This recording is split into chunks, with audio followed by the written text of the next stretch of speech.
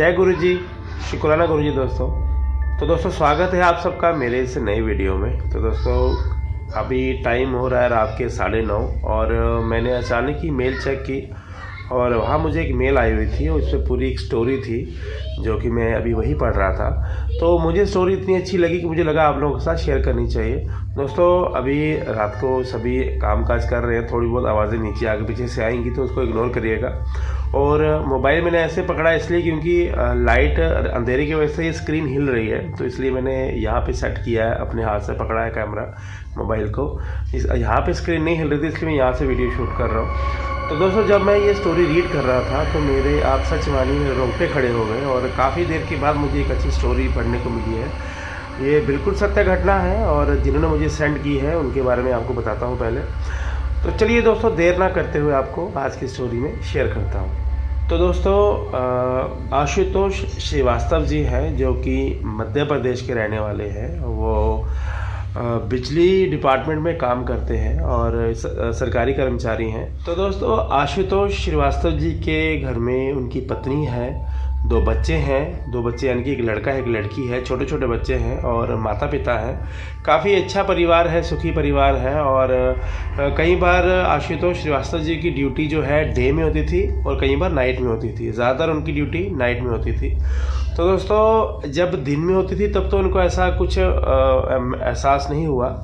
तो जब उनकी नाइट में ड्यूटी लगना शुरू हुई तो उनके साथ बहुत सी अजीबोगरीब घटना होना शुरू हुई जो कि अभी आपको मैं आगे बताऊंगा।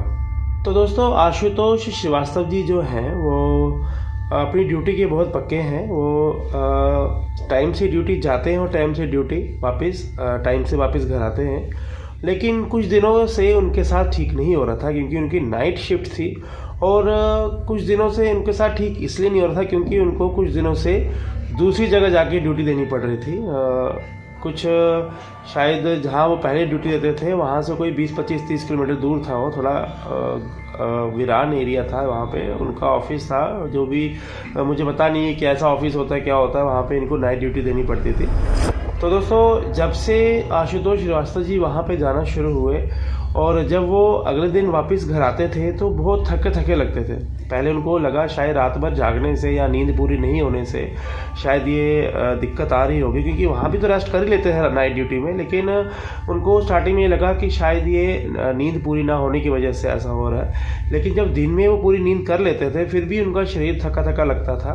तो वो पहले भी नाइट ड्यूटी करते थे बट पहले ऐसा नहीं लगता था। लेकिन जब उनकी जगह चेंज की गई, कुछ देर के लिए वहाँ भेजा गया उनको कि आपने थोड़ी देर वहाँ ड्यूटी देनी है कुछ टाइम के लिए, तो उन्होंने नोट किया कि जब भी वो घर आते थे तो वो पूरे थके हुए लगते थे, है ना, पूरा शरीर उनका दर्द करता था, थके हुए लगते थे। तो उनको लगा शायद दूर है, डिस्टेंस है, जहाँ मैं जा रहा हूँ घर से दूर है तभी ऐसा हो रहा है। बट जब 15-20 दिन को हो गए लेकिन तब भी उनको वैसा ही फील होता था। तो दोस्तों एक रात को क्या होता है कि आशुतोष श्रीवास्तव जी नाइट ड्यूटी पे होते हैं और रात काफ़ी हो गई होती है, काफ़ी टाइम हो गया होता है और वो थोड़ी देर के लिए रेस्ट करने के लिए जैसे ही लेटते हैं और उनको अचानक से दोस्तों नींद आ जाती है, आंख लग जाती है उनकी। और कुछ देर के बाद जब उनकी आंख खुलती है उनको ऐसा महसूस होता है कि कोई उनकी छाती पे बैठा हुआ है। तो जैसे ही वो आंख खोलते हैं तो वाकई यही बात होती है, उनकी छाती पे कोई बैठ के उनका गला दबा रहा होता है। तो दोस्तों आशुतोष श्रीवास्तव बहुत डर जाते हैं और वो उठने की कोशिश करते हैं लेकिन वो उठ नहीं पाते, चिल्लाने की कोशिश करते हैं लेकिन वो नहीं चिल्लाते। कई बार ऐसा कहा जाता है कि नींद में भी ऐसे दबाव पड़ते हैं, है ना, तो ये हम कह सकते हैं नींद में ऐसा होता है। लेकिन उनको उनकी आँख खुली होती है और उनको वो परछाई दिखती है कि साफ उनकी छाती पे बैठ के उनका गला दबा रही है। तो दोस्तों थोड़ी देर के बाद वो परछाई गायब हो जाती है और अचानक श्रीवास्तव जी उठ जाते हैं और इतने घबरा जाते हैं, वो पूरा पसीनो पसीनो हो गए होते हैं। तो उनको इतनी घबराहट हो रही होती है तो वो क्या करते हैं, ऊपर छत पे चले जाते हैं, सीढ़ियों से चढ़ के ऊपर चले जाते हैं। तो दोस्तों श्रीवास्तव जी बहुत ही ज़्यादा परेशान हो गए, डर गए और उनको ये समझ नहीं आ रहा था कि ये जो अभी उनके साथ हुआ ये सच था या फिर उनका भ्रम था। एक्चुअली वो इसलिए इसको भ्रम नहीं मान रहे थे क्योंकि उन्होंने सब कुछ खुली आंख से देखा था, है ना। उनकी आंखें खुल गई थी बीच में और उन्होंने देखा था कि उनकी छाती पे कोई परछाई बैठ के उनका गला दबा रही है। तो दोस्तों श्रीवास्तव जी अभी इस बारे में सोच ही रहे थे और उनके साथ अचानक एक घटना उसी टाइम और हो गई। तो दोस्तों हुआ ये, जब श्रीवास्तव जी को, जैसे मैंने बताया कि नींद में उनकी छाती पे कोई चढ़ के उनका गला दबा रहा था, तो जब उनकी नींद खुलती है एकदम से उठ जाते हैं और उनको बहुत घबराहट हो रही होती है और वो छत पे चले जाते हैं। तो दोस्तों श्रीवास्तव जी को सिगरेट पीने की आदत थी और वो टेंशन में जब सिगरेट निकालते हैं पीने के लिए, तो जैसे ही सिगरेट वो दोस्तों जलाने लगते हैं तो अचानक क्या होता है कि पीछे से उनको ज़ोर से कोई धक्का देता है और वो सीढ़ियों से बिल्कुल नीचे गिर जाते हैं।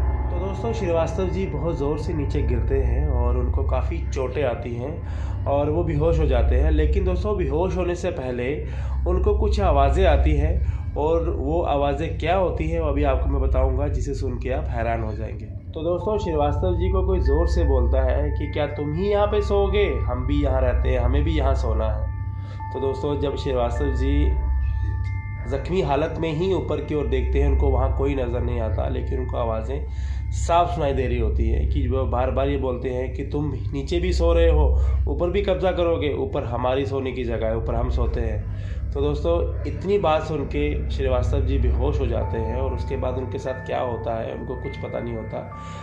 उनकी जब आँख खुलती है तो वो अपने आप को वो हॉस्पिटल में पाते हैं, काफ़ी ज़ख्मी हालत में होते हैं और दोस्तों उनकी जो रीढ़ की हड्डी में फ्रैक्चर आ गया होता है और काफ़ी टाइम वो बिस्तर पे रहे। तो दोस्तों इस बात का उन पे इतना गहरा असर हुआ कि उन्होंने जॉब ही छोड़ दी, क्योंकि काफ़ी टाइम तक वो बिस्तर पे रहे। उनकी जैसे बताया कि रीढ़ की हड्डी में फ्रैक्चर हो गया था, धीरे धीरे वो ठीक हुए। लेकिन अब उनके स्टोरी के मुताबिक वो एक किराने की दुकान उन्होंने खोली है, काफ़ी अच्छी बड़े लेवल पे दुकान खोली है।